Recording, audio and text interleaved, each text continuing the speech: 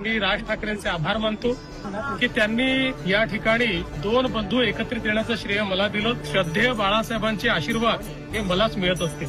पण मला असं सांगण्यात आलं होतं की विजय मेळावा होणार आहे, पण त्या ठिकाणी रुदालीचं भाषण देखील झालं आणि मराठीबद्दल एक शब्द न बोलता आमचं सरकार गेलं, आमचं सरकार पडलं, आम्हाला सरकारमध्ये द्या, आम्हाला निवडून द्या, हा मराठीचा विजय उत्सव नव्हता, ही रुदाली होती.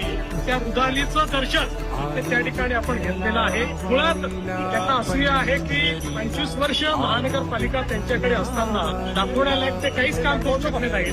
पण मोदीजींच्या नेतृत्वात आम्ही ज्या प्रकारे मुंबईचा चेहरा बदलवला, त्यांच्या काळामध्ये मराठी माणूस मुंबईतनं हद्दपार झाला.